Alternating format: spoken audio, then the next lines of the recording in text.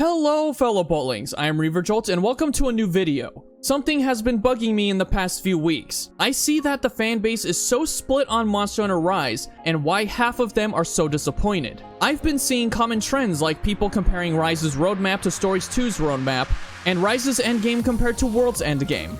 I believe there is a root issue to this controversy and it hasn't exactly been made clear even by videos from some of the other YouTubers. This root issue is kinda why I haven't been playing Rise a lot lately and I've been trying to figure out what it is. Is it the difficulty, the endgame, the balancing, the style, the roster, or something else? After thinking about it long and hard and doing my research, I think I found the answer. I was hesitant to even make this video about what I thought about Rise, but I think it's time for me to finally be honest about the game and tell you what my thoughts are on it. Now before we get started, I'm not looking to change anyone's mind here. I'm just gonna let you know what I like about the game, what I'm on the fence about, and what I don't like about the game. Then I will talk about why I haven't been playing much and a few other things, including what I believe is the root issue to the problems people have about Rise. With that out of the way, let's get into the video. So let's start with the hype I had for Rise when it was announced. It showed a lot of promise and I was very much excited for it. I even made videos about the next Monster Hunter game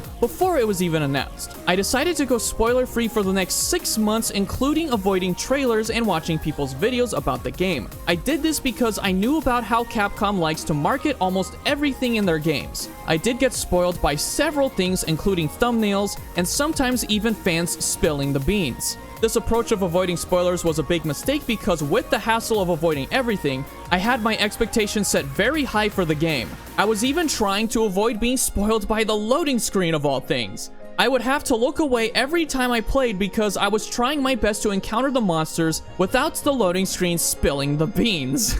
In between the time I wasn't streaming my playthrough, I would get spoiled by something every time. In addition to this, I was wondering if certain monsters were in the game but didn't want anyone to tell me. This then led me to rushing the game just to find that out.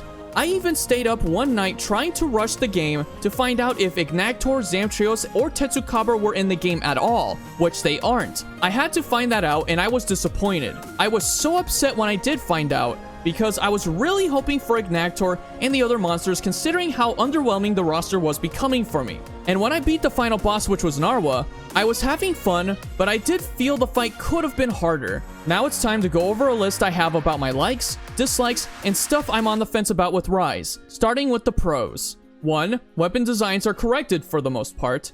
2. True damage values. 3. Interesting new monsters, including my boy Almudron. 4. Returning monsters that haven't been around forever. This includes Great Baggy, Great Roggy, the Beast Trio, etc. 5. Craftable decorations. 6. Switch skills. I love the switch skills. Number 7. Memorable soundtrack. Number 8. Combination of classic style with world's quality of life changes, with more on top of that. 9. Palamutes. 10. The camera feature. 11. The multiplayer system is nice and well balanced. Well, except for player sessions where everyone just wipes out monsters. 12. Map designs and relic messages. 13. The All-Mother fight. 14. Combat is fluid. 15. You don't have to do all the key quests to progress, except for urgent quests. Now for the things I'm neutral towards. 1. Difficulty.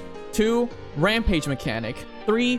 Apex monsters. And finally, the cons. Number 1. The roster is somewhat underwhelming and there's not enough new monsters or old monsters that haven't been around for a long time. That and monsters like Zamtrios, Ignactor, and Tetsukabra should have been in the game since their smaller versions are. Number 2. Progression in high rank is tedious and not that different from low rank. Number 3. Event quests are severely underwhelming.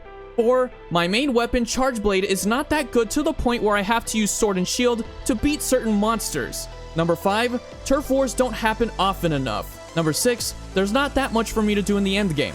Number 7. Not the biggest fan of the user interface. Number 8. While there is color, the game still looks washed out compared to a game like GU. Number 9. Not every weapon has a complete design. Number 10. They didn't leave much to be discovered considering what they showed in the trailers. Number 11. Getting charms is tedious and can only be done through melding. Number 12. Selling items is not convenient. And finally, number 13. The single player story is too short. As you can see, there's 15 things I like, 13 things I don't like, and 3 things I'm neutral to. I'm not going to mention all of what's listed, so I'll only focus on key things that stick out to me. Now, the reason I have difficulty in the middle is because it's very controversial, and while I do think Rise is the easiest game in the franchise, there are parts in the game that were a challenge for someone like me. Almudron, Allmother, Crimson Glow Valstrax, and Apex Zinogre. I can't say too much about this because most players are gonna find everything about the game easy, and the minority like me will find some things challenging. I also don't know how I feel about the Rampage mechanic or the Apex monsters.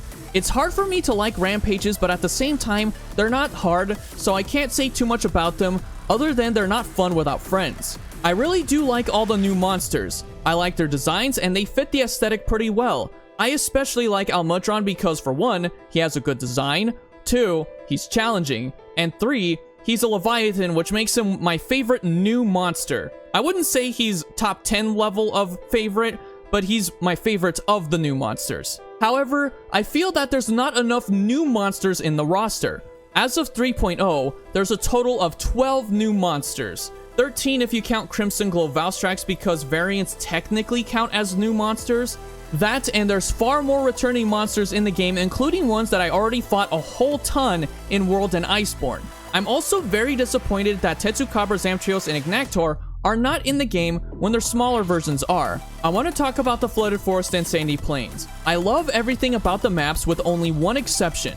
The Sandy Plains theme is not the same. There's no nostalgia to the new theme in my opinion. I would have preferred if they just made a remastered version of the original theme. At least with the Flooded Forest new theme, you get some of the same tunes from the original version, but the Sandy Plains one disappoints me a bit. I do really like the combat in Rise, but unfortunately some weapon types suffer when hunting certain monsters. I know this has been a thing in all games in the series, but I don't like the idea of weapon type matchups. I've always advocated that you should use the weapon you want. So when I struggled to fight Valstrax with Charge Blade, but then wiped the floor with him with Sword and Shield, I was happy to use my other favorite weapon, but I was not pleased that I struggled against it with my main weapon. Maybe if I put enough practice I can beat Valstrax with Charge Blade, but I've been burnt out so much that I can't bother doing it, which I'll go over in a bit. I'm a bit mixed on the wire bug mechanic. Some say it's not overpowered and well balanced, while others say monsters can barely keep up with you, thus making it broken.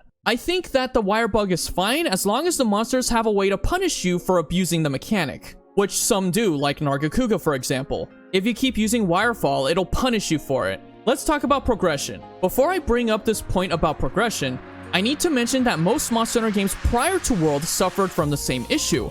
Progressing through high rank was a chore for me. The reason for this is because you're basically repeating quests with the same monster in a higher rank in order to progress. Pair this with someone like me who's hunted Tigrex, Diablos, Kuluyaku, Anjanath, Baroth, and that's tons of times of hunting those, combined with progressing through high rank, does not bode well with me and thus makes this a boring experience. I personally would have liked to have a new list of monsters each time I get to the next rank, rather than hunt the same monsters I fought before. The list of monsters doesn't have to be just new monsters for the higher rank. You can have some older monsters in that list too, just don't make them the key quests. Just make the newer monsters the key quests. Now, I do have to say, if someone who's never played a Monster Hunter game before in their life plays Rise, everything will be new to them, including the returning monsters from past games. I bet that most fans who started with Rise enjoyed the game so much more than most veterans do. So likely a new player isn't gonna mind progressing through high rank hunting the same monsters again. Unfortunately for someone like me, that isn't the case. Progressing in high rank wasn't fun for me. Now, I know games like GU have the same problem, but with older games, the progression wasn't a chore to me. I'm not sure what it is, but maybe it's how the quests were handled in Rise. When I progressed in high rank, I was doing it with friends, so maybe monsters having higher health pools made each quest more tedious to complete for me, with the exception of hunting monsters I liked. As far as the endgame goes, I have to be honest, there isn't that much to do. After beating the final boss, you hunt elder dragons, make the best gear you can, get the best charms through melding, do rampages, get layered armor, and that's really it unless I'm missing something else besides event quests, which really don't give much at all in terms of rewards, and the quests themselves aren't much harder than regular quests. I'm not sure whether it's the difficulty or the length of the overall game, but I found myself burning out more from Rise than other Monster Hunter games. This is something I do have to admit. The last thing I want to talk about is the user interface. I don't know why, but I don't like the UI for Rise, especially given the art style and aesthetics. Knowing the watercolor look that the quest board has, I was kind of hoping that the art style would be consistent through the UI. The UI doesn't bug me or anything, I just don't find it appealing. So in short, Monster Hunter Rise is a 50-50 for me. It doesn't click with me like most other Monster Hunter games do, but it does have things I would like to see in future games. My biggest problem is the roster. Not the size of the roster, but the fact that we have more returning monsters than new monsters, and not enough monsters that haven't been around for a long time.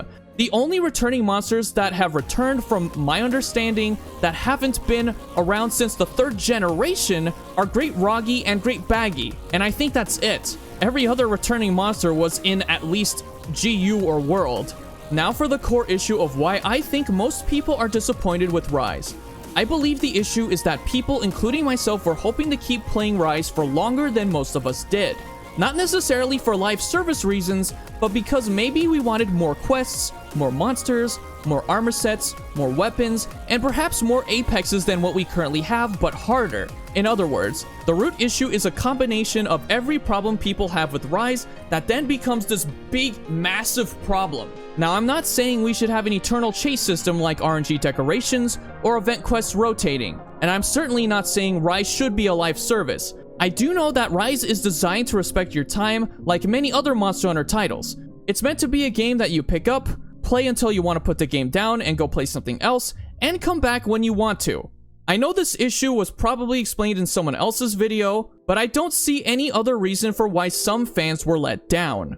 However, this doesn't mean we can't be disappointed. Rise is not a game that clicks for everyone, and that's fine. As for me, my experience with Rise was butchered not because of the game itself, but because I was getting my hopes way too high for the game and tried way too hard to avoid spoilers, which only made things worse for me, and as a result, I felt like I shouldn't have played the game day one, but instead just waited for the expansion. I feel like I would have enjoyed Rise way more if I waited to play it with all the updates already in. I have decided not to buy future Monster Hunter games until they have their expansions. Except for the Stories games, because I love them too much to wait for expansions they won't have. There you guys have it, my honest thoughts about Monster Hunter Rise. I still plan on making content for the game, but when I'm not burned out, because right now I just don't want to play it. And if I don't want to play a game, I'm not likely to make content on it until I'm ready to. That's why I haven't been making more videos about the game, including challenges. In fact, I've been putting off more challenges because of how much I've been burnt out of the game. That, and I'm in love with Stories 2 right now and have a lot of video ideas for it. So with that, thank you very much for watching. Consider liking the video and consider subscribing, as well as hitting the bell to keep up with my uploads. Be kind to one another and have a most wonderful day.